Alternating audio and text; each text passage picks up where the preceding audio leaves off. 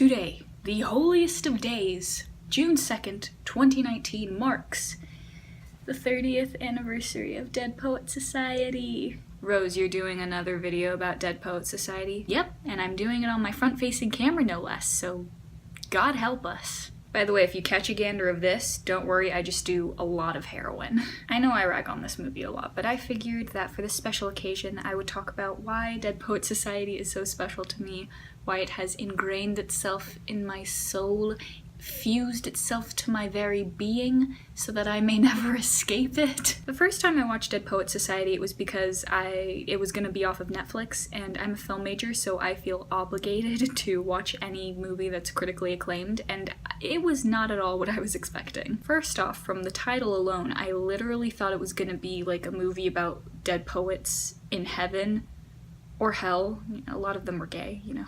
Happy Pride Month. Oh my god, Dead Poets Society came out during Pride Month. That is just, that's so telling. Yeah, I thought it was gonna be some weird like Midnight in Paris meets some other pretentious movie where it's just literal dead poets. Like I thought Robin Williams was playing Robert Frost or something and he and Shakespeare would have a grand old time talking together. Like that's what I thought this movie was going to be. And then I actually watched the movie and I was like, oh great, this movie is full of white boys in a prep school.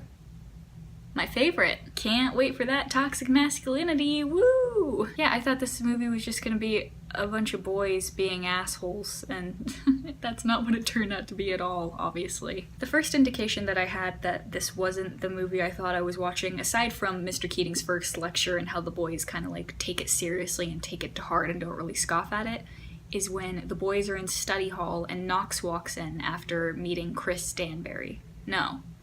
God damn it. Her last name's Noel, he was at the Danbury's house, whatever. And Charlie asks Knox how dinner was, and Knox says, terrible. Tonight I met the most beautiful girl I've ever seen in my entire life. And the first thing I'm expecting is for these boys to be like, ah, you sucker.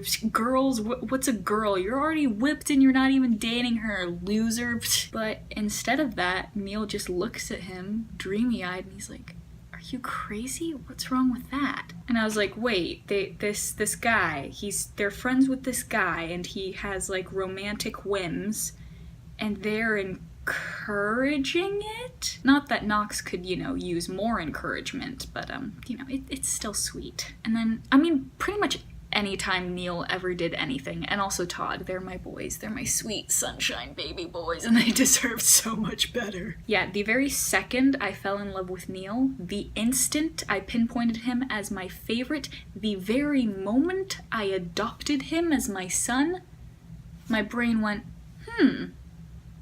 this is dark academia. I've seen Au revoir les enfants.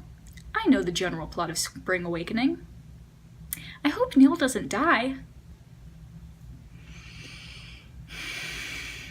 My mother walked in on me sobbing at my desk. Yeah, fine, I just finished watching Dead Poets Society. God bless my mother, she has such an over-emotional child. Yeah, Neil's death wrecked me, tore me apart from the inside, probably more so than any fictional thing ever has, and likely ever will. The ending of Dead Poets Society affected me more than Professor Layton in the Unwound Future. And that is saying a lot. I talked in my Ander Perry video, well, the first of 3 that I ever did, the one with Michaela, about how Neil and Todd are myself, divided into 2 different people. Like Neil, I can be very exuberant, I enjoy performing, I can be very talkative if you haven't noticed. And then on the other hand, I'm a lot like Todd. When I'm in a situation where I feel very uncomfortable, I get extremely socially anxious. I also enjoy writing and poetry, and I'm just at times very reserved. I take a long time to warm up to people. This may come as a shock, but it's true. And it's why Todd's character development is like my favorite thing about this movie, just in general. My 2 favorite scenes, well, the 3rd favorite of mine is, you know, the bedroom chase, and what do you mean no? No, like that scene. But I think my 2 ultimate favorites are the unmanned flying desk set and Todd's poem improvisation. Wow, I know how to talk. Todd's improvisation is just so beautiful and it does so much for his character. And the unmanned flying desk set scene is so perfect. It's so short and sweet and gay. And I love that Robert Sean Leonard and Ethan Hawke are the ones who came up with it instead of using Tom Schulman's kind of terrible dialogue that he wrote for that scene. It's the desk set and he throws it off and I of course love Mr. Keating. Robin Williams, may his soul rest in peace, gave an absolutely beautiful performance. And also Charlie, just Charlie. Neil and Todd are me, but I've also got a little bit of Charlie, you know what I'm saying?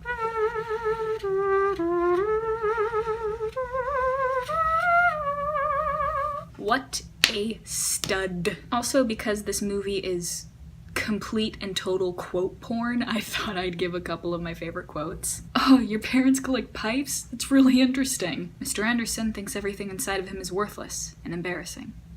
Isn't that right, Todd? That's your worst fear. Well, I think you're wrong. I think you've got something inside of you that is worth a great deal. But poetry, beauty, romance, love, these are the things we stay alive for. But only in their dreams can men be truly free. 'Twas always thus, and always thus will be. I've even got that one on my laptop, right next to my dead gay son. Yes, this movie has faults.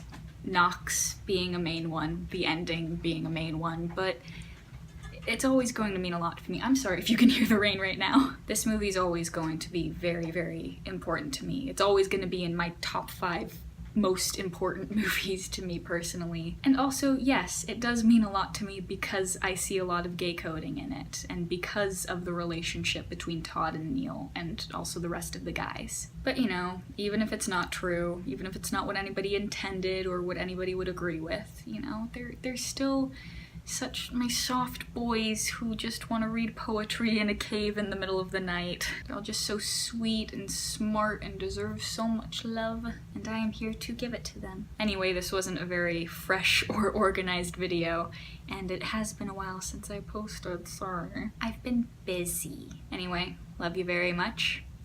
Carpe diem. Bye.